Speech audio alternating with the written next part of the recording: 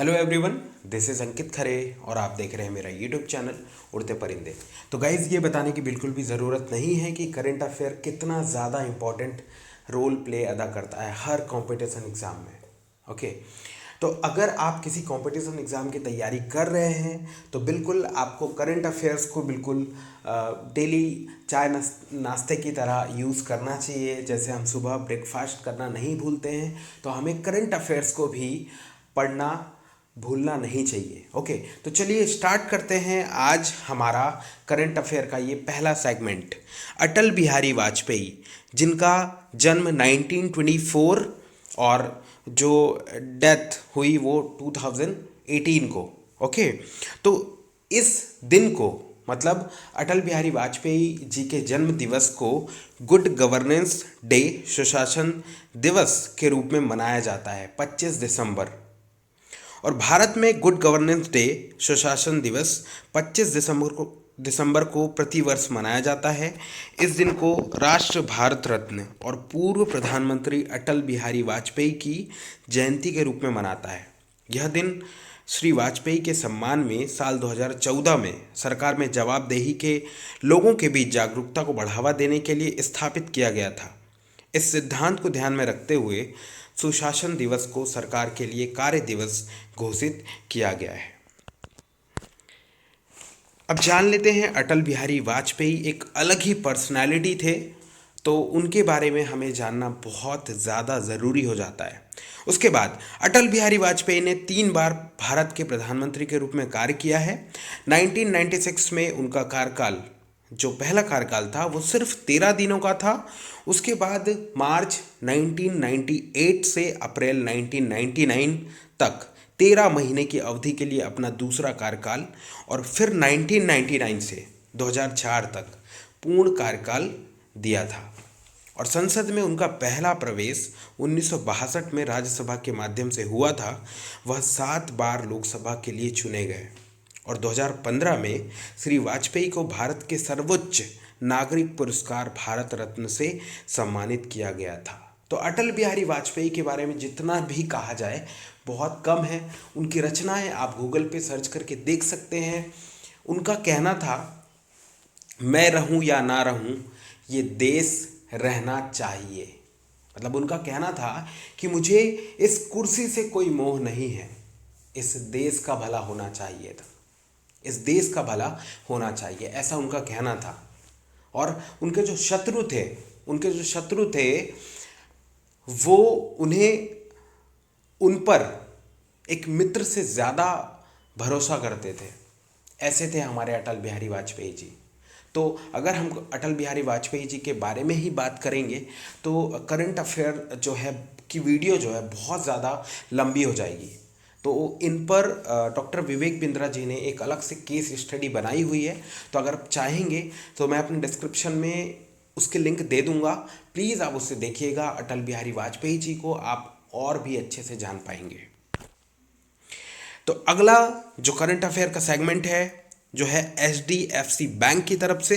तो बैंकिंग की प्रिपरेशन जितने लोग कर रहे हैं उनके लिए बहुत ज़्यादा इंपॉर्टेंट हो जाता है ये। तो भारत में 100वां BFSI फर्मों से HDFC बैंक शीर्ष पर।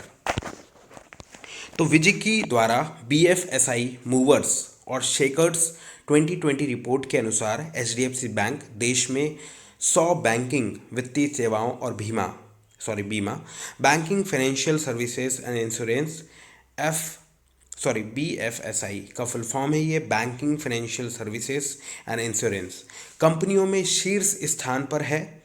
और कोरोना वायरस महामारी के बीच HDFC बैंक ने अपनी ग्राहक सेवा, मौद्रिक प्रबंधन और नवीन पेशकशों के कारण शीर्ष स्थान प्राप्त किया है। और ICICI बैंक और भारतीय स्टेट बैंक क्रमशः दूसरे और तीसरे स्थान पर हैं। विजिकी के BFSI मूवर्स और शेकर्स रिपोर्ट 2020 में अन्य शीर्ष 10 बैंकों में Yes Bank, PNB, HSBC Bank, Kotak Mahindra Bank, Bank of Baroda, Deutsche Bank और IDBI हैं। अन्य श्रेणी के विजेता हैं वॉलेट और UPI श्रेणी में गूगल पे, और नियो बैंक श्रेणी में योनो जो कि SBI का है, पेमेंट्स बैंक श्रेणी एयरटेल पेमेंट्स बैंक, सभी प्रतियोगी परीक्षाओं के लिए महत्वपूर्ण तथ्य है। स्पेशली मैं बैंकिंग के लिए बात करूंगा तो एचडीएफसी बैंक का मुख्यालय है मुंबई महाराष्ट्र, और एचडीएफसी बैंक के एमडी और सीईओ हैं शशिधर जगदीशन पूर्व आदित्यपुरी। ओके, और एचडीएफसी बैंक की टैगलाइन है वी अंडरस्टैंड योर वर्ल्ड। उसके बाद यहाँ पे जीडीपी के बारे में बात की जा रही है, ग्रॉस डोमेस्टिक प्रोडक्ट। तो IND-RA मतलब IND-RA ने वित्त वर्ष फिस्कल ईयर 21 के लिए भारत के जीडीपी अनुमान को किया संशोधित। क्या किया है भाई, इसको हम लोग देख लेते हैं। इंडिया रेटिंग्स एंड रिसर्च, इसका फुल फॉर्म है इंडिया रेटिंग्स एंड रिसर्च, ने चालू वित्त वर्ष 2020-21 के लिए भारत के जीडीपी अनुमान को संशोधित किया है, जो पहले अनुमानित -11.8% से -7.8% था। यह कम संकुचन दर प्रमुख रूप से कोविड-19 की सहजता और दूसरी तिमाही में बेहतर से अपेक्षित वसूली के कारण है। इंडस्ट्रीज रा ने भी 21 to 22 में सकल घरेलू उत्पाद का 9.6% बढ़ने का अनुमान लगाया है। अब देख लेते हैं, ये न्यूज़ आई है आरबीआई की तरफ से, ये और ज़्यादा इम्पॉर्टेंट हो जाती है हर बैंकिंग एग्ज़ाम के लिए। तो आरबीआई ने रद्द किया Subhadra local area bank Maharashtra का लाइसेंस। तो भारतीय रिजर्व बैंक ने भारत में बैंकिंग व्यवसाय को आगे बढ़ाने के लिए Subhadra local area bank limited Kolhapur Maharashtra को जारी किए गए बैंकिंग लाइसेंस को रद्द कर दिया है। तो रिजर्व बैंक ने Subhadra local area bank limited के लाइसेंस को रद्द कर दिया क्योंकि उसने वित्तीय वर्ष 2019-20 में 2 तिमाहियों के लिए न्यूनतम निवल मूल्य की आवश्यकता का उल्लंघन किया था। अब थोड़ा सा डिटेल में जानने की कोशिश करते हैं ताकि ये करंट अफेयर में जो न्यूज़ आया है वो हमारे समझ में आए। तो Subhadra local area bank limited के मामलों को इसके वर्तमान और भविष्य के जमाकर्ताओं के हितों के लिए हानिकारक तरीके से संचालित किया गया था। इसके बाद भारत में केवल 2 लोकल एरिया बैंक संचालित है, जैसे coastal local area bank limited और कृष्णा भीम समृद्धि LAB लिमिटेड। सभी प्रतियोगी परीक्षाओं के लिए महत्वपूर्ण तथ्य है, Subhadra local area bank limited के MD और CEO हैं संजय अग्रवाल जी।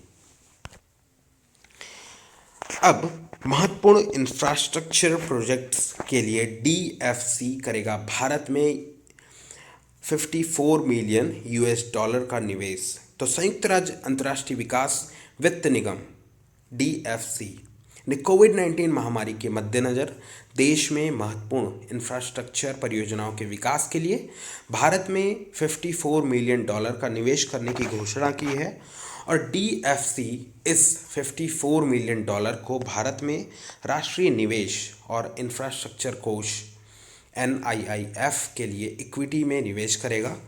NIIF इस पूंजी का उपयोग देश में आर्थिक विकास का समर्थन करने और महत्वपूर्ण विकास चुनौतियों का सामना करने के लिए करेगा।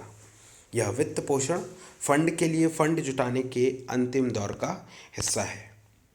तो विकास वित्त निगम DFC के विषय में हम लोग जान लेते हैं।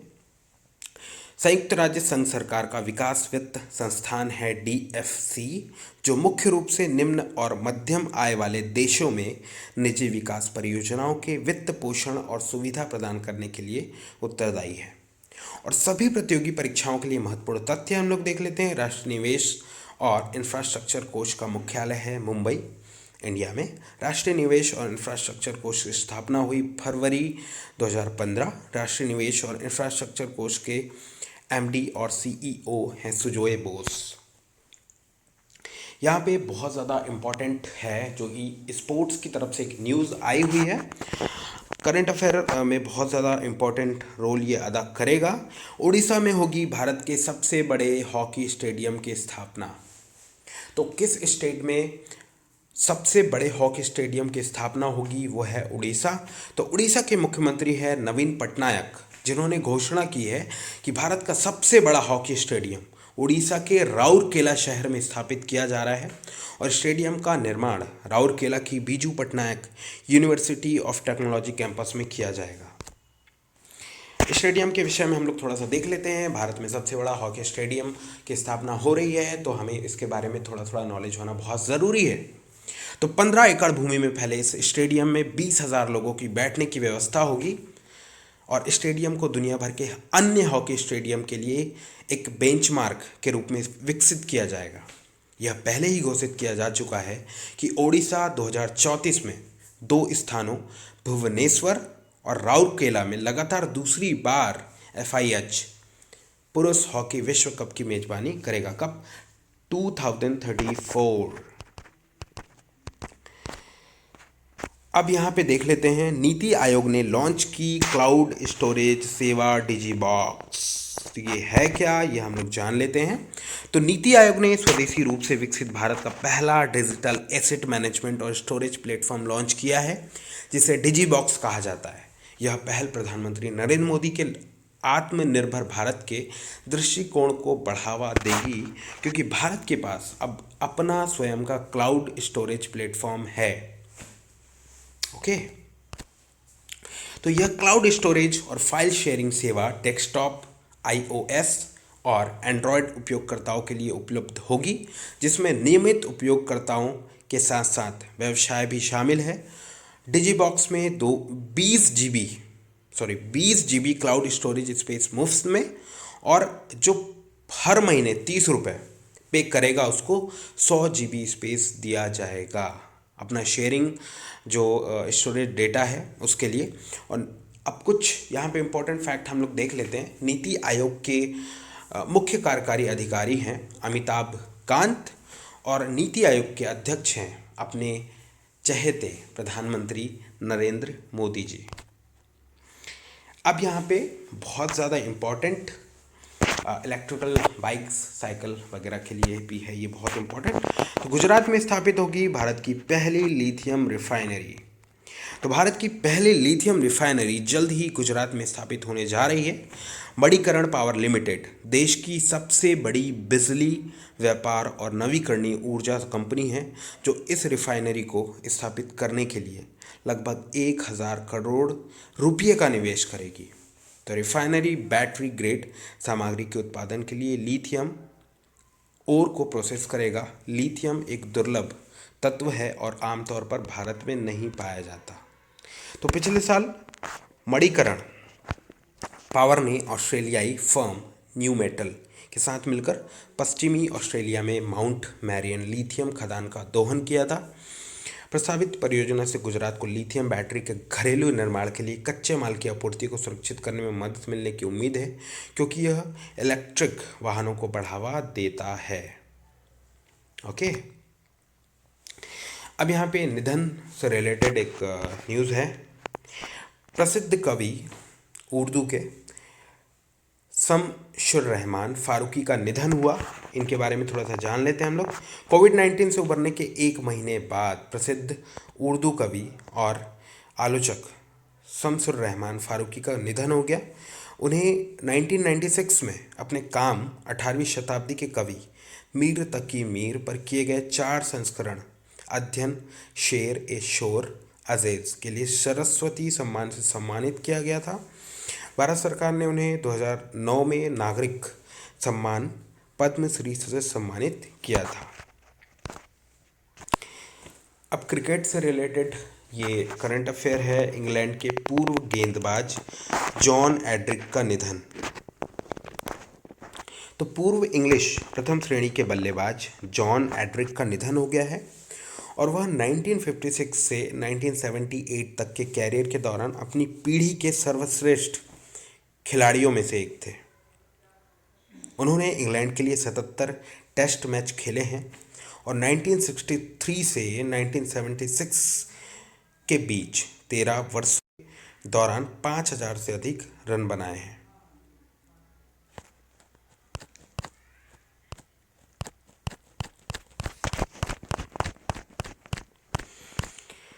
थोड़ी टेक्निकल प्रॉब्लम हो रही है, थोड़ा रुक जाए, हम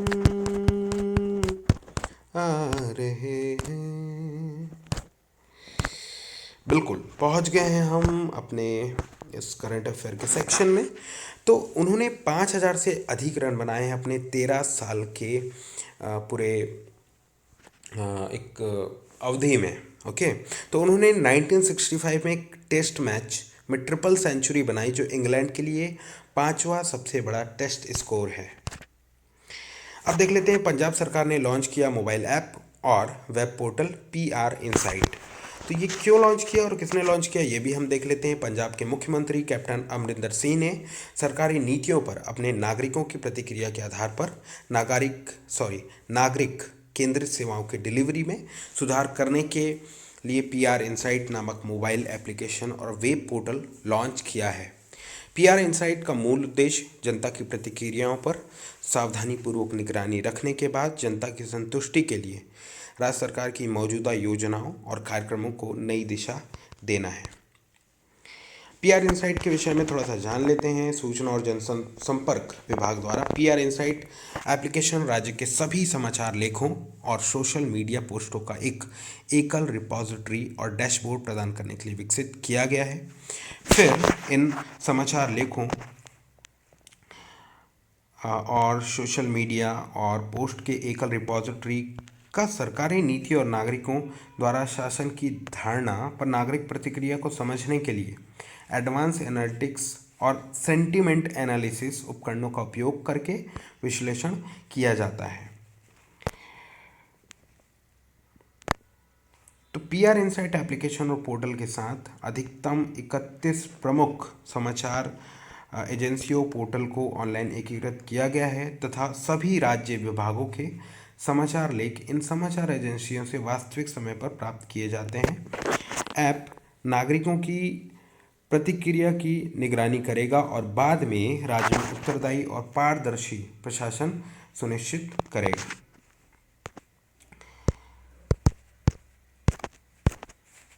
ओके, तो आज हमारा करंट अफेयर का जो सेक्शन है वो कंप्लीट हुआ।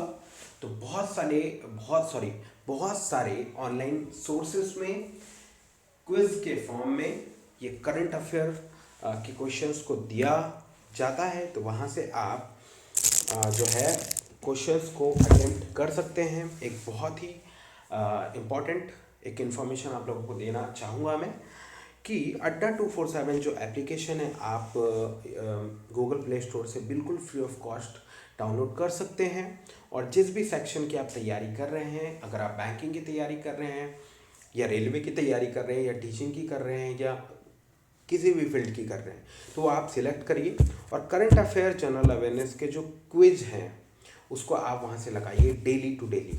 और उसके बाद आप अगर चाहें तो रीजनिंग के भी क्वेश्चन आप वहाँ से लगा सकते हैं और मैथ्स के भी लगा सकते हैं, इंग्लिश के भी लगा सकते हैं। ओके, तो इस वीडियो को अंत तक सुनने के लिए बहुत सारा धन्यवाद। आई होप आप जैसा मुझे सपोर्ट कर रहे हैं आगे भी सपोर्ट करते रहेंगे।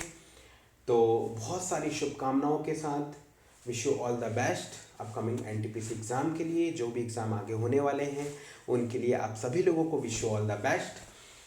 अच्छा करते रहिए, कर जाइए कुछ ऐसा कि दुनिया करना चाहे आपके जैसा।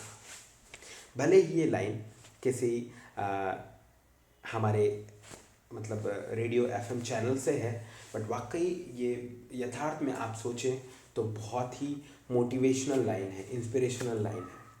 कर जाइए कुछ ऐसा कि दुनिया करना चाहे आपके जैसा। तो ऐसी ही वीडियो को पाना चाहते हैं तो प्लीज़ मेरे चैनल को सब्सक्राइब कीजिए, शेयर कीजिए, लाइक कीजिए, कमेंट जरूर कीजिएगा, जिससे कि मेरा मोटिवेशन लेवल बना रहेगा और मैं ऐसी ही वीडियो को लेकर के आता रहूँगा। तो बेल आइकॉन को प्रेस करना ना भूलें। Thank you so much. जय हिंद, जय भारत।